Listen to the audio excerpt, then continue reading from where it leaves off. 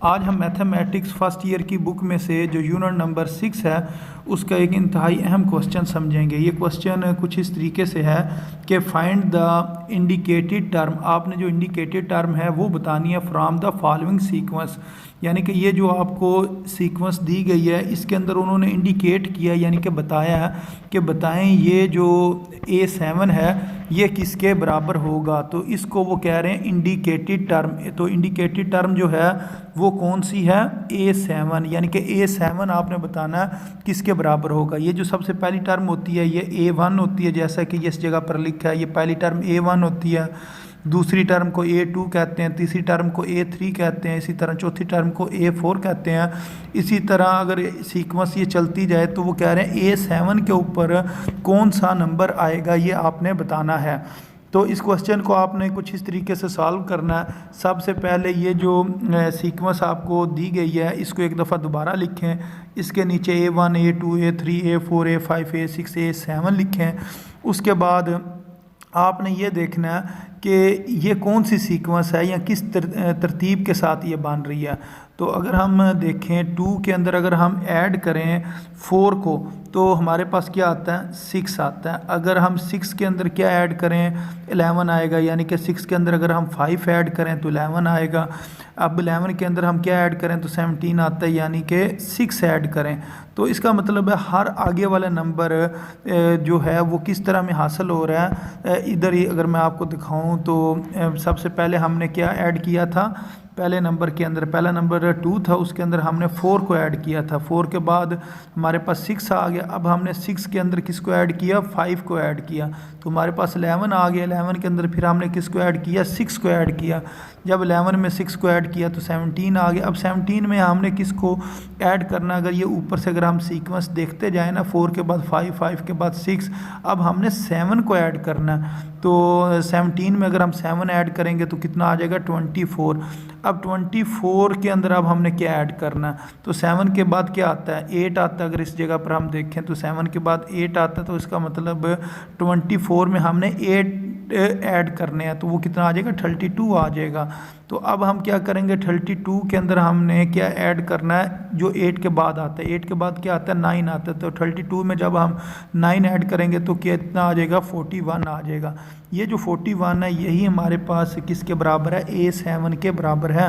तो ये जो इंडिकेटेड टर्म थी वो यही थी कि उन्होंने यही कहा था कि A7 आपने बताना है। तो A7 किसके बराबर आ गया जी? 41 के बराबर आ गया। तो इस तरीके से इस क्वेश्चन ने सॉल्व होना था।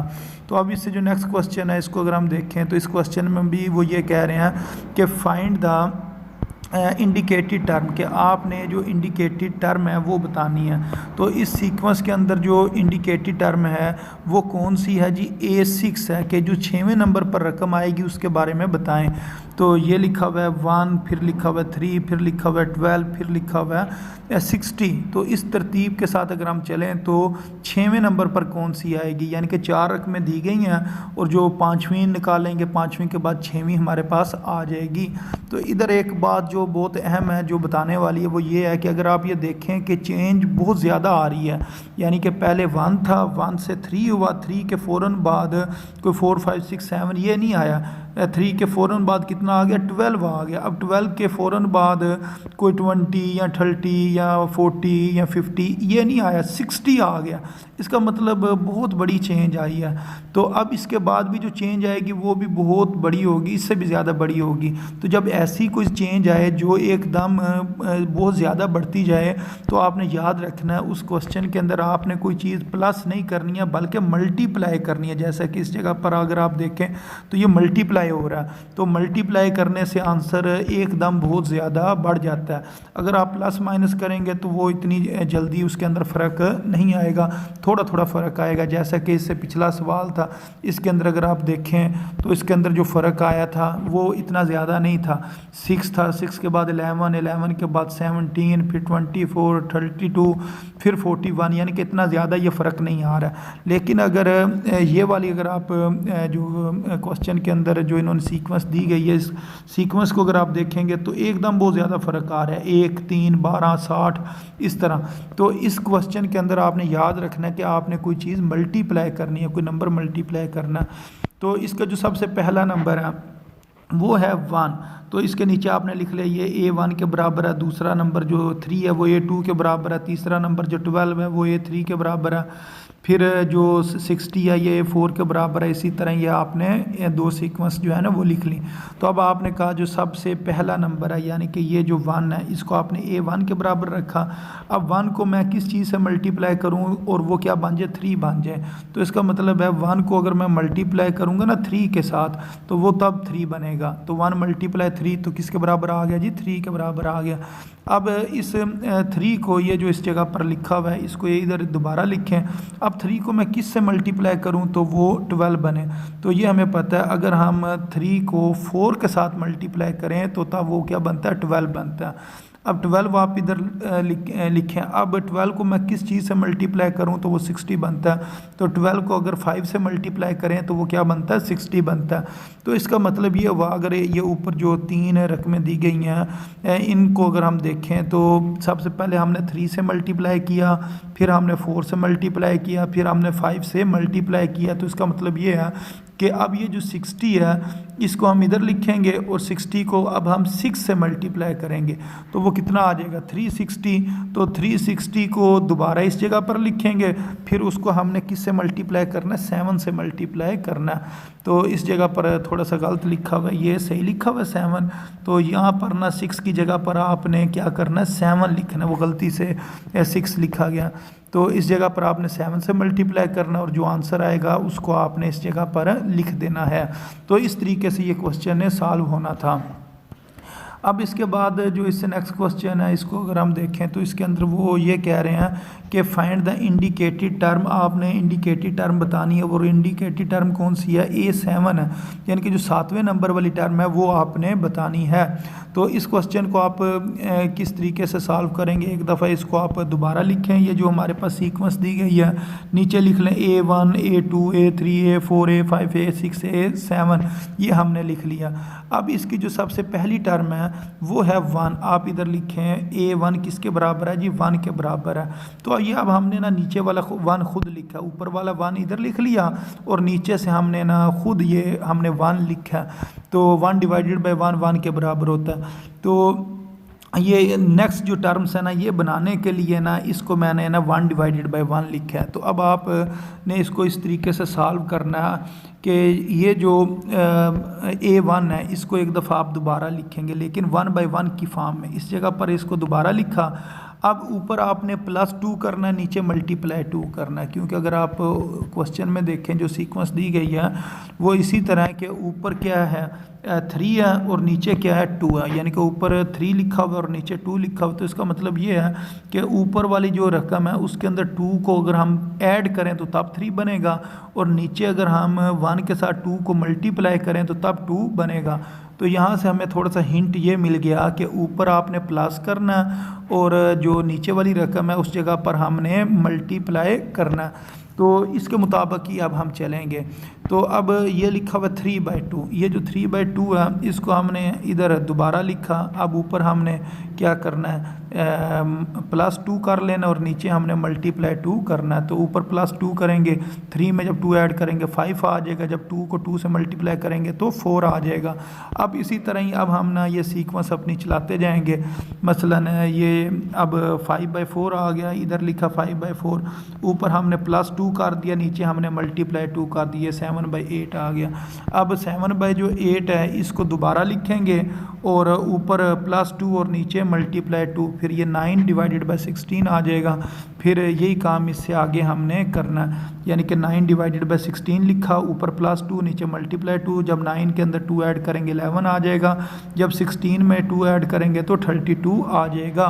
तो ये 6 रकमें हमने हमने तो 7वीं रकम निकालनी है, इस वजह से ये जो 11 है इसके अंदर 2 ऐड करेंगे और नीचे 32 है, इसको 2 से मल्टीप्लाई करेंगे, ऊपर 13 आ जाएगा और नीचे 64 आ जाएगा।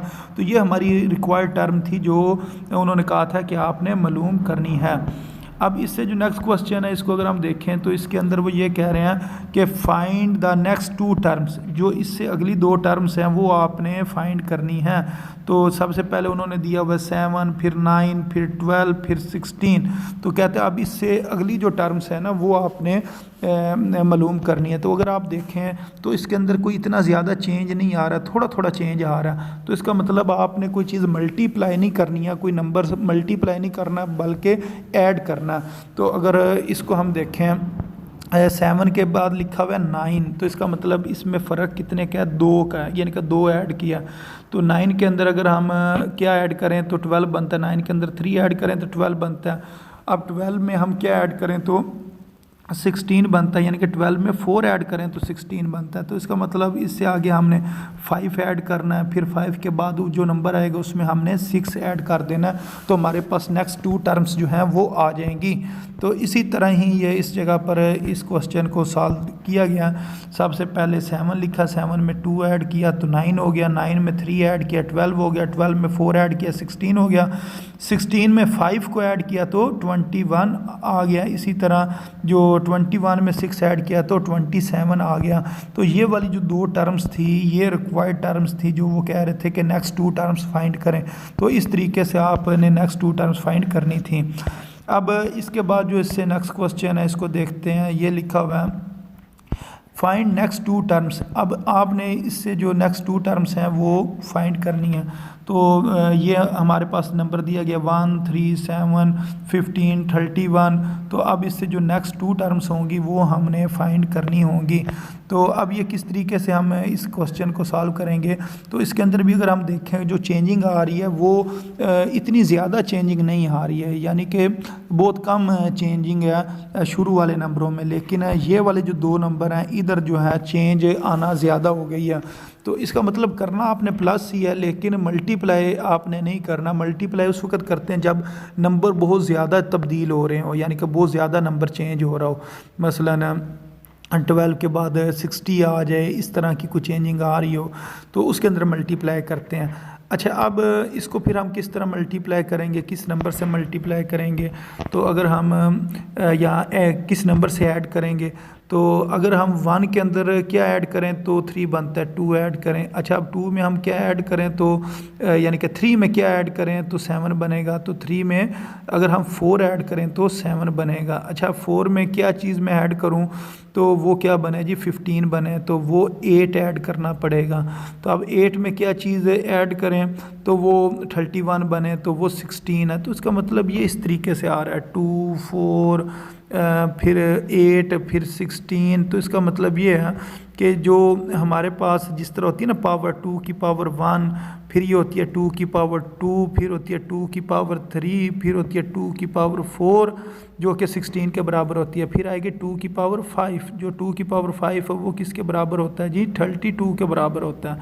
तो फिर 2 की पावर 6 जो कि 64 के बराबर होगा। तो आपने ये नंबर ऐड करने हैं, मसलन 2, 4, 8, 16, 32, फिर 32 के बाद 64। तो यही काम हमने इधर किया है। तो ये हमने सबसे पहला नंबर लिखा 1 के अंदर हमने 2 ऐड किया वो 3 आ गया, 3 में 4 ऐड कर दिया 7 आ गया, 7 में 8 ऐड किया 15 आ गया, 15 में फिर 16 को ऐड किया 31 आ गया, 31 में 32 ऐड किया तो 63 आ गया, 63 में जब दोबारा 64 को ऐड किया तो 127 आ गया। तो ये वो 2 रिक्वायर्ड नंबर थे जो हमने फाइंड करने थे। तो अब इसके साथ का जो नेक्स्ट क्वेश्चन है इसको हम देखते हैं। तो इसके अंदर ये कह रहे हैं फाइंड द नेक्स्ट 2 टर्म्स, जो इससे अगली 2 टर्म्स हैं वो आपने मालूम करनी है। तो सबसे पहली टर्म है -1, फिर 2, फिर 12, फिर 40, और 40 के बाद जो इससे नेक्स्ट 2 टर्म्स हैं वो आपने फाइंड करनी है। अच्छा, अब अगर इस क्वेश्चन में आप देखें जो चेंजिंग है वो बहुत ज़्यादा है, यानी कि शुरू वाले 2-3 नंबरों के बाद चेंजिंग बहुत ज़्यादा है। इधर से 2 के बाद 12 आ गया, तो यानी कि एकदम 10 की चेंज आई है। फिर यहाँ से 12 से कितना आ गया 40 आ गया। तो इसका मतलब यहाँ पर भी बहुत ज़्यादा चेंज आई है। तो इसका मतलब इसमें आपने मल्टीप्लाई करना है। तो मल्टीप्लाई आपने किस तरह करना, ये क्वेश्चन बड़ा अहम है, इसको ध्यान से आपने समझना। ये जो सीक्वेंस है ना इस जगह पर आपने बना लेनी है जो ऑड नंबर हैं। आड नंबर वो होते हैं जो मसलन 1, 3, 5, 7 और 9 है, लेकिन आपने आड नंबर शुरू करने हैं -1 से। -1 1 3 5 7 9 इस तरह आपने लिखने हैं। ये नीचे लिखा भी हुआ है, अगर इस जगह पर आपको ये नज़र आ रहा हो तो ये नीचे लिखा हुआ है ऑड नंबर फ्राम -1 to 9। ये आपने ले लेने हैं, ये 6 नंबर लेने हैं, -1 से शुरू करने और 9 तक जाना, लेने आपने ऑड नंबर हैं।